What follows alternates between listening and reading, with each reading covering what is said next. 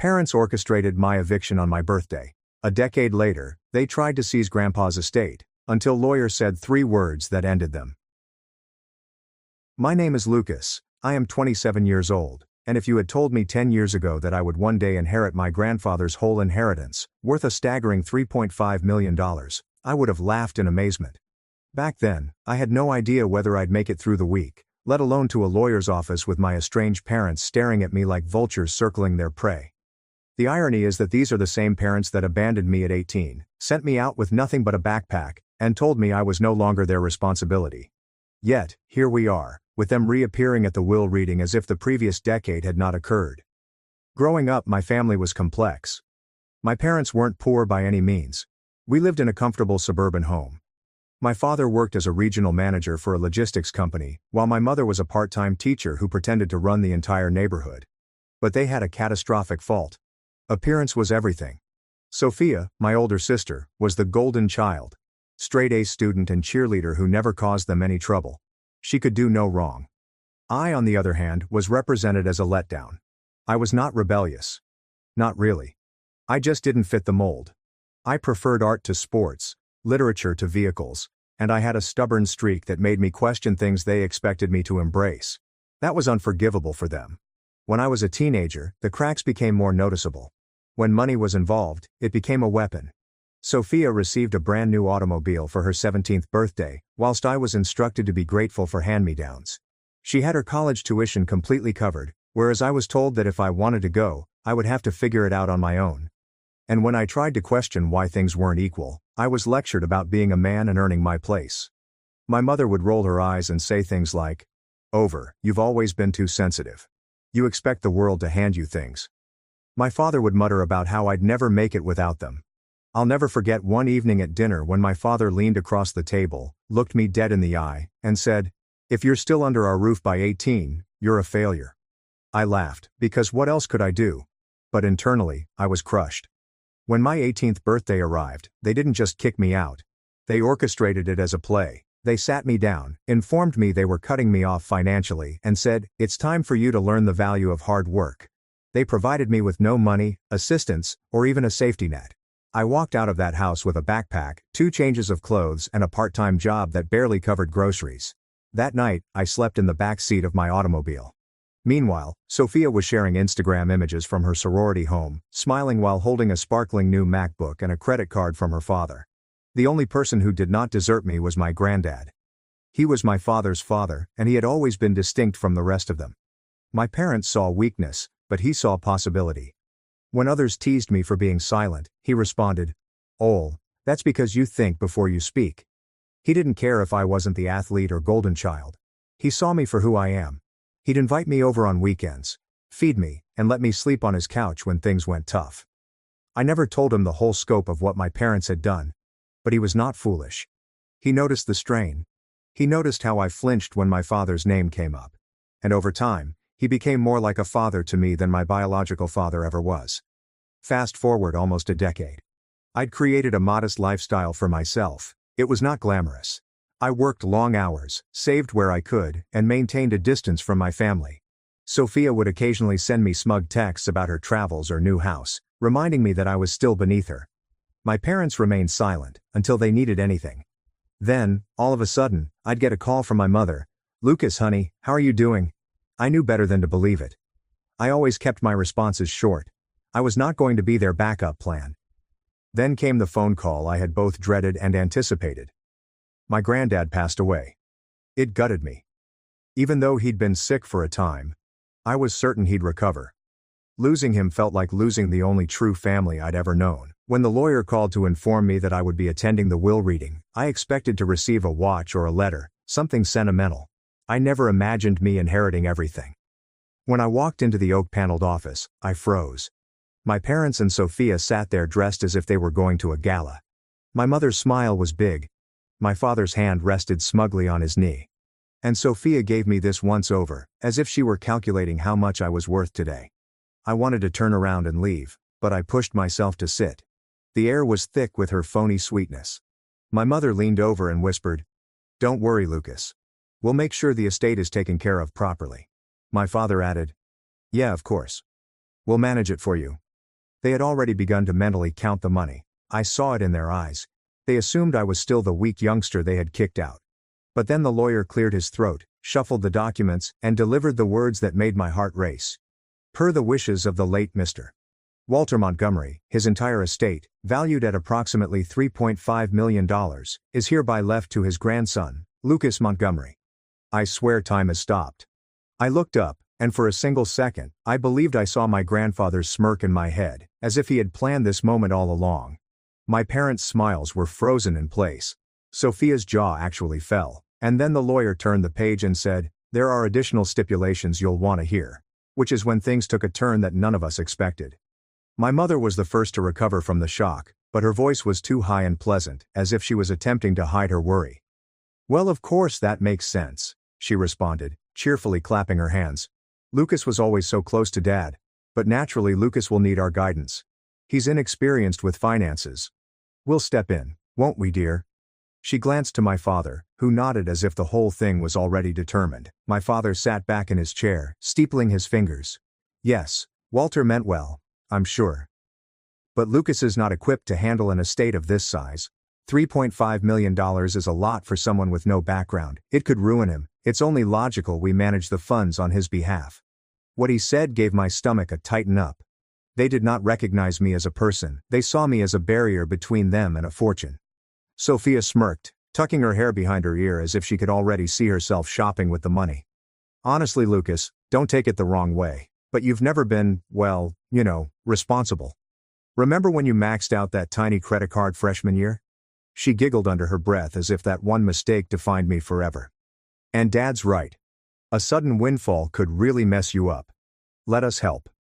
The lawyer cleared his throat again, cutting through their little performance. "If I may, Mr. Montgomery specified very clearly that the estate belongs to Lucas alone. No trustees, no oversight, full control." His eyes flickered toward me quickly, as if to suggest, "Your grandfather knew what they'd try to do." This did not deter my parents.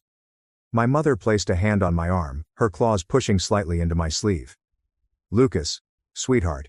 You know we only want what's best for you. We can guide you through this, make sure you don't make mistakes. Think of it like a family effort. Grandpa would want us all to benefit."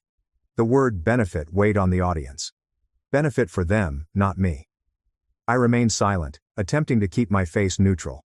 But inside, I was seething. All those years of being told I wasn't good enough, of being passed over for Sophia, of sleeping in my car while they laughed at vacation photos, and now they felt they could sweep in and take control of the one thing my grandfather had left me. It wasn't even about money at that point. It was about their hubris, the belief that I couldn't manage my own life without their help. Sophia crossed her legs and leaned forward, her voice quiet yet condescending. "Look, Lucas, you've done fine for yourself, I guess. But this is different. You don't want to end up like those lottery winners who go broke in a year, right? I mean, think about it. You're not even a homeowner. You still rent, don't you? You don't have experience investing. What if you blow it all?" She blushed. "It just makes sense that Dad handles it. He's been managing money his whole career." What she didn't say but I heard was that she assumed I'd always be the failure, the one who lagged behind, the one they could control. This time the lawyer didn't look up from his papers. "Again, Mr. Montgomery's instructions are explicit. No one but Lucas is to control or manage the estate."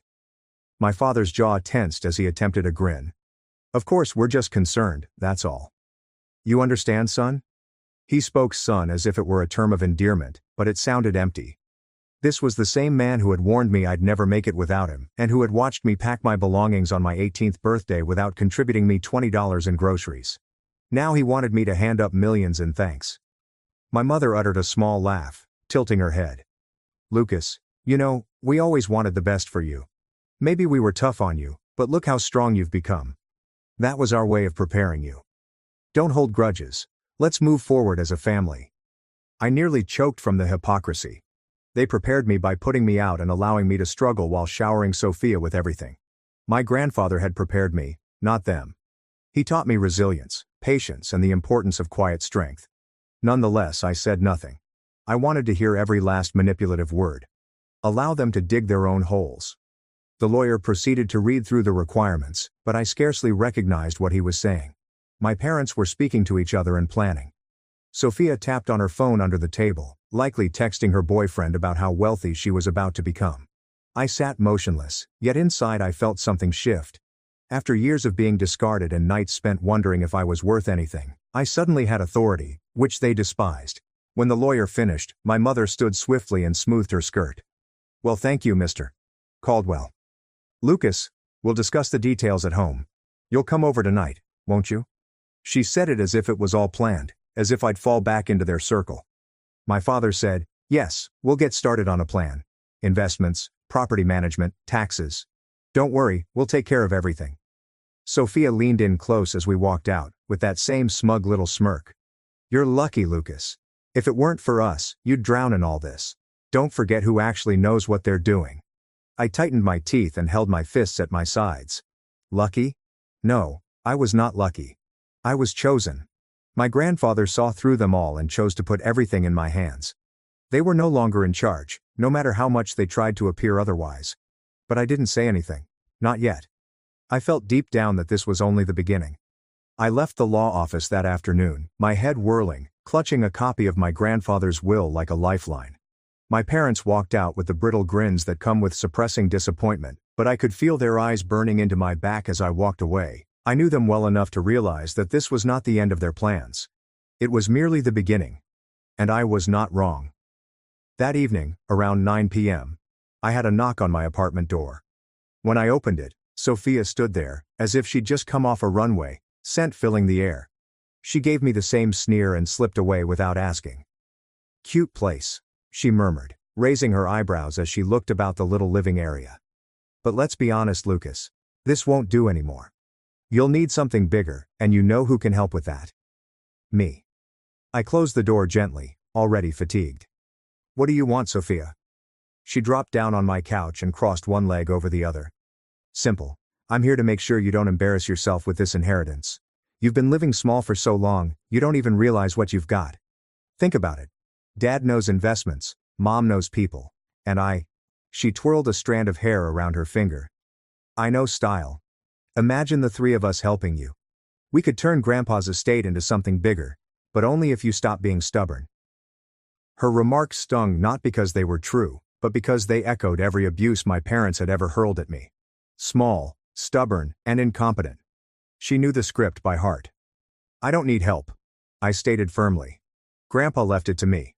Not you. Not them. Me." Her smile slipped somewhat, but she compensated with a laugh. "Oh, Lucas. You really think that? You think Grandpa didn't expect you to lean on the family? You wouldn't even have met with that lawyer if Mom hadn't told you the time."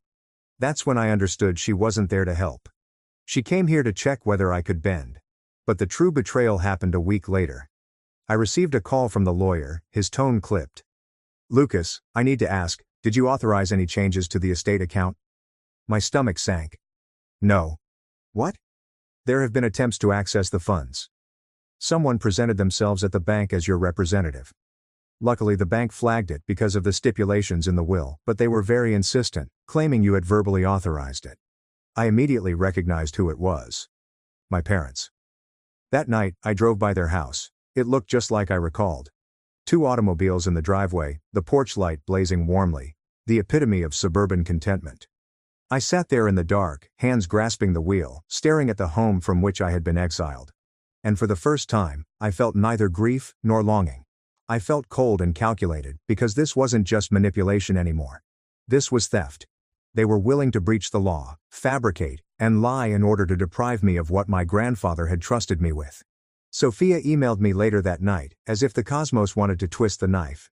"Don't be naive, Lucas. Money belongs in the hands of those who understand how to use it. Be smart, or you will lose everything." I looked at the message for a long time, my heart pounding in my chest. That was when something snapped. The betrayal was not simply an attempt to steal from me.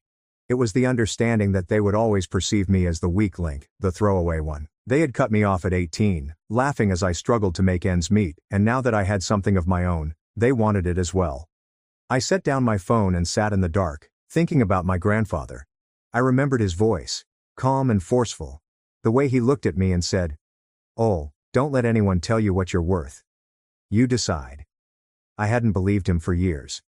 But now with my folks hovering like sharks, I finally understand. That night was the tipping point. I was not going to let them control me anymore. And I wasn't just going to safeguard what I owned. I was determined to make them regret underestimating me. But I had no clue how far they'd go next, or how vicious the fight was about to go. The days following the bank incident were some of the saddest I'd experienced since the night I was kicked out at 18.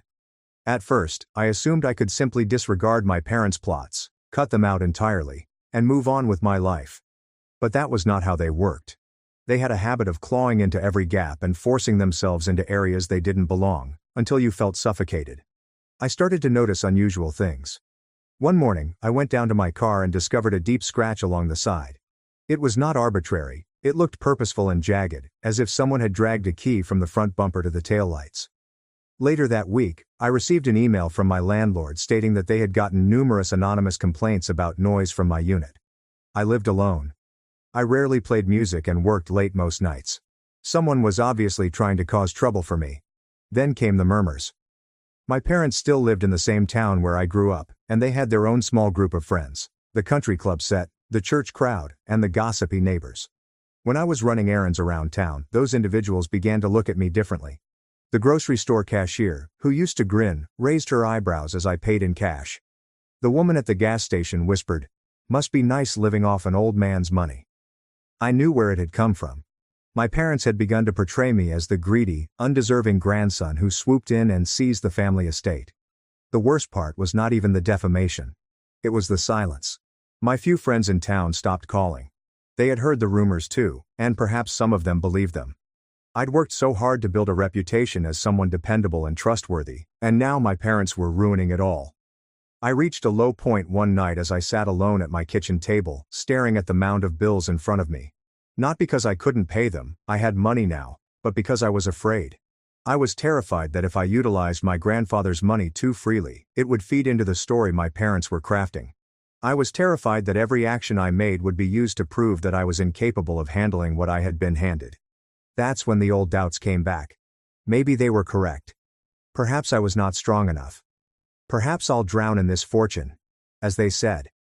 For hours, I sat there repeating every insult, dismissal, every memory of being told I was useless. It felt like I was 18 again, sleeping in the back seat of my car and wondering if I'd make it through the week. But then I opened the table's drawer and discovered something I had almost forgotten. My grandfather gave me an envelope on my 21st birthday. I had kept it for years without actually looking at it again. Inside was a message written in his firm, slightly wobbly handwriting. "Lucas, if you're reading this, I hope you've realized by now that the world does not provide you anything it attempts to take. Don't let them. You are stronger than you realize, and one day you will need to show it. When that time comes, do not back down. Stand tall. They can only take from you if you give it to them." I read it often until the words became ingrained in my memory. My granddad had known. He saw through my parents long before I did, and he believed in my ability to overcome them. That night, something changed in me. I was still at rock bottom. Lonely. Beaten down. And overwhelmed. But I began to plan discreetly and deliberately. I started capturing everything. I retained copies of the bank's report on the attempted account access. I saved Sophia's texts. I jotted down every rumor I heard in town and where it came from. I began staying late at work, using the company's public computers to conduct research on estate law, trust funds, and property administration. If they wanted to treat me as if I was incapable, I would make sure I was the most capable person in the room. I did not inform anyone what I was doing. I smiled when people sneered, remained cool when my parents threw tiny jabs, and pretended to back down. All the while, I was silently constructing something beneath the surface. It was lonely and unpleasant. Every day seemed like walking a tightrope over an infinite drop. The silence, however, held a curious force. For the first time, I didn't respond. I was prepared. And I had a strong sensation that my grandfather would have been proud. I wasn't sure when or how. But I promised myself that one day the balance would shift. That I'd stop being the target and start holding the strings.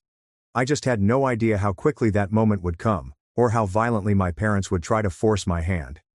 The transition did not occur overnight, but once it began, it felt unstoppable, like a tide suddenly turning in my favor after years of being pulled beneath. I kept my head down, worked long hours, and dedicated myself to learning everything I could about responsible money management. It was not about the money itself. Not really. It was about demonstrating to myself that I wasn't the defenseless child my parents had always described me as.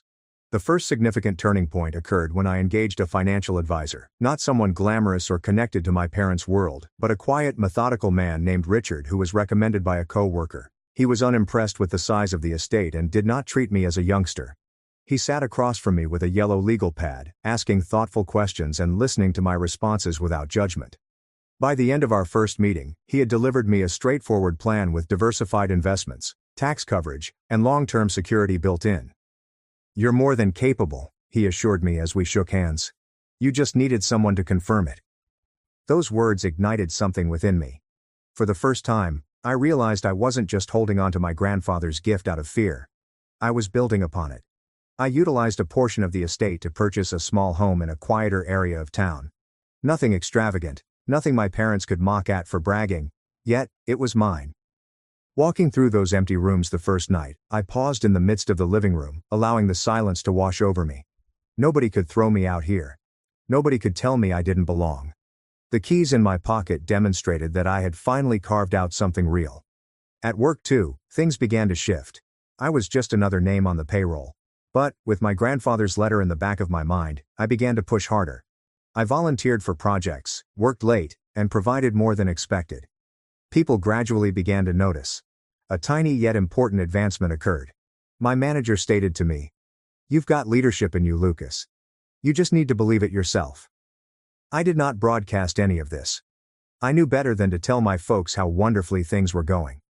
Eventually, news spread. Small-town gossip had a way of coming back. And soon, I began to hear whispering, which fueled me even more. "He purchased a house. He has a new job title." Perhaps Walter knew what he was doing after all. My parents' rumors were crumbling and being replaced by something else. Respect, albeit grudgingly.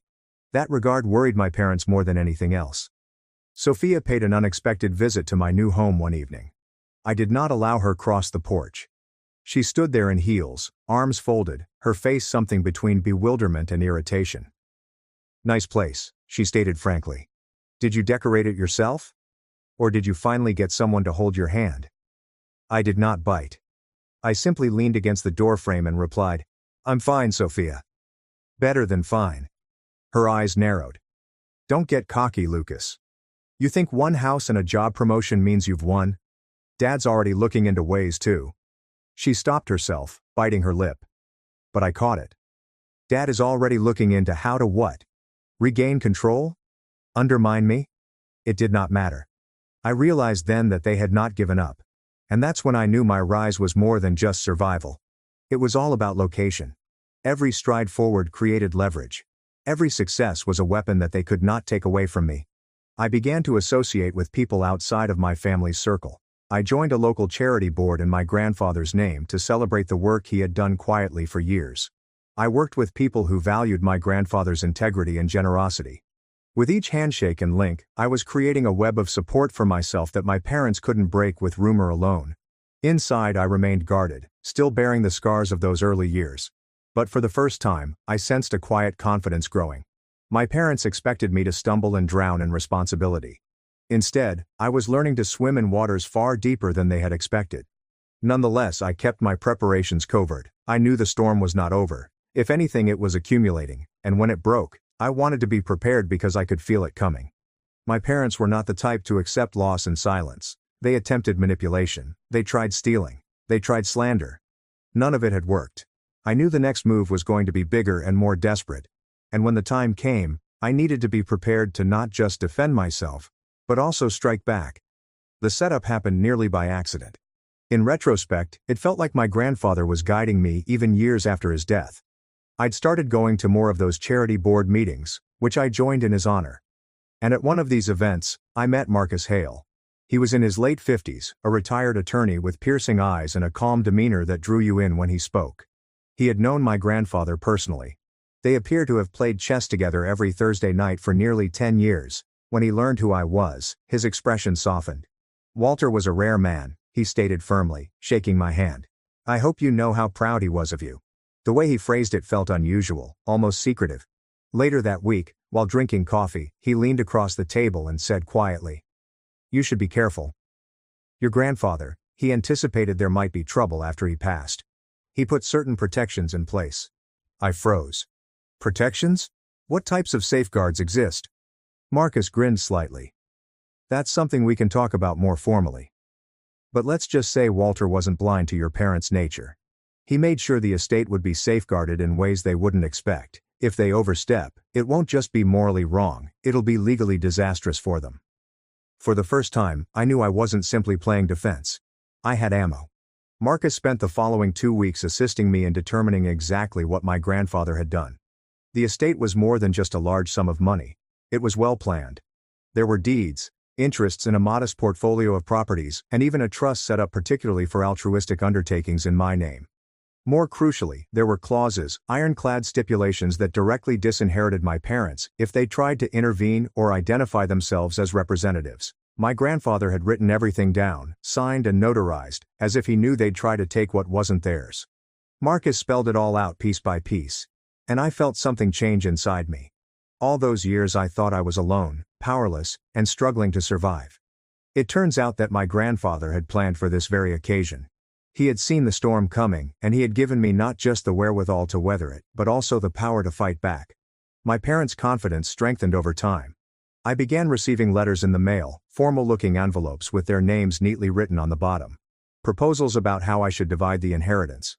One person proposed placing Sophia on the payroll as a family liaison. Another suggested selling off the estate properties to eliminate management issues, and then funneling the revenues into trusted family accounts. I didn't respond to any of them, but I did keep each letter properly packed in the folder Marcus asked me to keep. He told me that paper traces are powerful.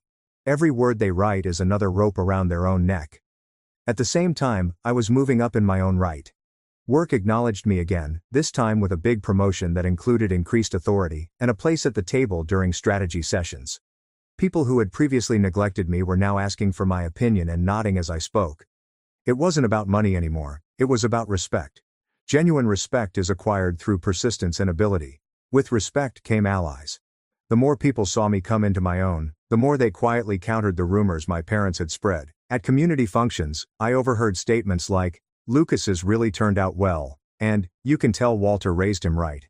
Each remark chipped away at the false image my parents had attempted to create. The nicest part was that they didn't know. They had no idea that while they plotted behind closed doors, I was gathering allies, records, and quiet power. They assumed I was still the boy they had sent out with nothing but a rucksack.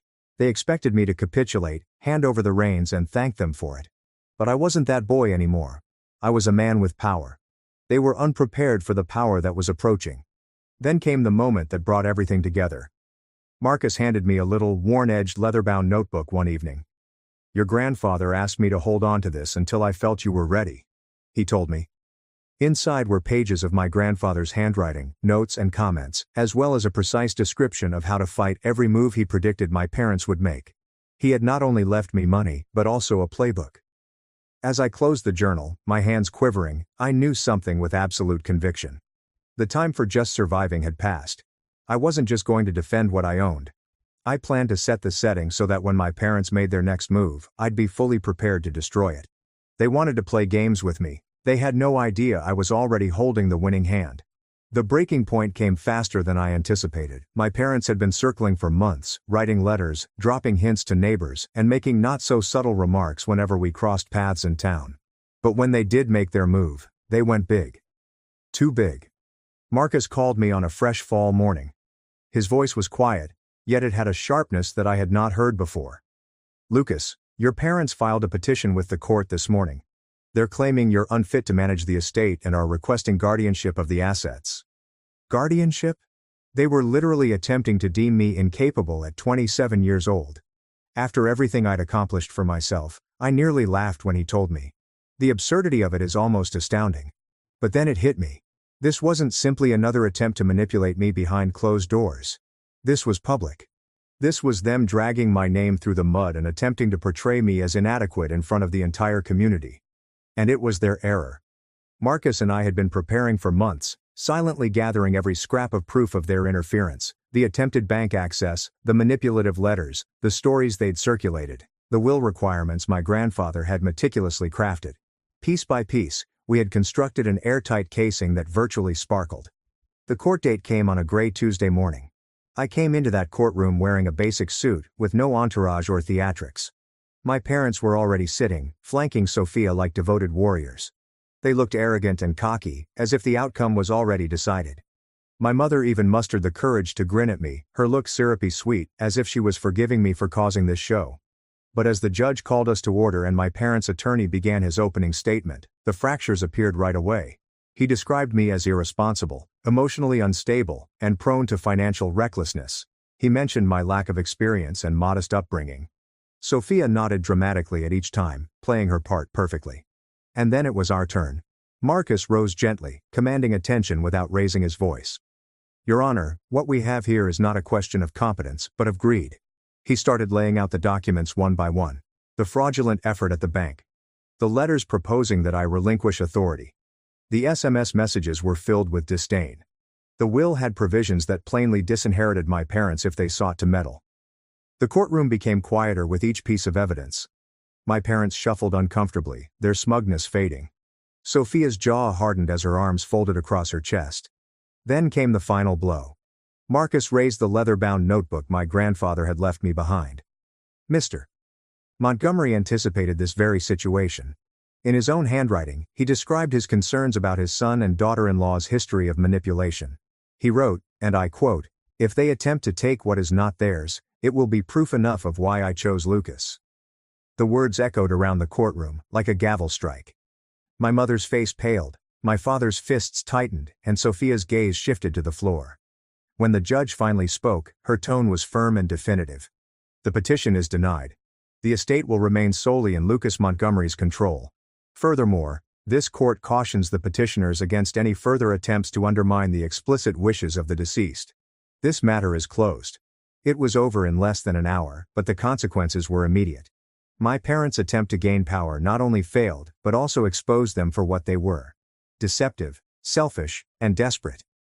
As we exited the courthouse, my mother tried one more time. She reached out, her voice wavering with artificial warmth. "Lucas, sweetheart, we only did this for you.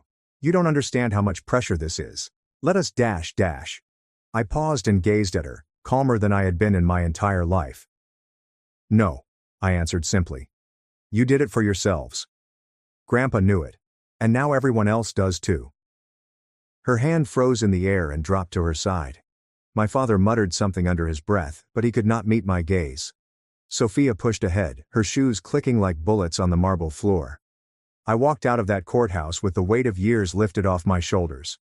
Not only had I defended my grandfather's trust, but I had done so with a level of calm that they had not expected from me. They had consistently underestimated me, and their arrogance had finally caught up with them. But this was just the start of their reckoning. Because, while the courtroom had resolved the legal struggle, the true fallout, the social, personal, and irreversible, was still lurking just around the corner. The weeks following the court hearing were like watching dominoes fall one after another in slow motion. My parents had strolled into that courtroom expecting to win, believing they could bend the world in the same way they had bent me as a child. However, the judge's decision went beyond simply denying their petition. It had shattered the illusion they'd crafted over decades. When the mask came off, the entire community saw them in a new light. It started little. My mother's group of acquaintances at the country club, whom she had spent years talking with, began to drift apart. When she strolled into the room, talk came to a halt, unlike before when she had been the focal point. One woman even said quietly to me, "We had no idea how badly they treated you, Lucas." "I'm sorry." My mother attempted to maintain appearances, but the chilly smiles and hushed whispers informed me her image was deteriorating. My father fared no better. His company had learned about the hearing. Small communities have a way of spreading stories to every corner. His financial expertise suddenly became less valuable. Clients were tired, meetings were canceled, and rumors spread that he had been asked to retire early. The humiliation was painful for a man whose entire identity was based on his career. Sophia's fall was the sharpest of all. She had built her social reputation on being the golden child, the one who could do no wrong, and taunted me while receiving gifts. However, following the hearing, people viewed her differently. At gatherings, she was no longer the focus of attention. Instead, she was the girl who tried and failed to steal from her brother. Her lover dumped her shortly after, and I learned through the grapevine that she had moved back in with my parents. The three of them were once again living under the same roof, feeding off each other's bitterness like slow poison. Meanwhile, my own life extended in ways I had not anticipated. The estate was more than just money. It represented possibility. I invested in myself through undertakings that my grandfather would have been proud of. The nonprofit board grew in size, and I found myself taking on leadership responsibilities where my opinion was valued. For the first time in my life, I was not an outsider. I was not the disappointment. People respected me. But the most powerful moment occurred one evening as I drove by my parents' home. The same house from which I had been evicted at the age of 18 with just a backpack. The porch light was on, but the yard was overgrown, and the shutters needed painting. The house appeared tired and worn down, almost like the people inside it. I parked across the street for a time and watched. Memories poured over me, the night of my banishment, the years of derision, and the repeated comparisons with Sophia. For so long this site represented my failure and disgrace. But now, as I looked at it, all I felt was clarity. They had not ruined me. They'd forged me. Every insult, dismissal, every bitter comment had strengthened the resolve I now possessed. And then I realized my revenge was complete. Not because I embarrassed them in court. Not because they had lost their position. But I no longer required their approval. Their power over me was completely gone. I rolled down my window, letting in the cool night air, and said to myself things I'd never dared say before. Grandpa was right. I decide what I'm worth. With that, I shifted into gear and drove away, leaving the house and everything it meant behind me. They attempted to cut me out of their life. Finally, I cut them out of mine.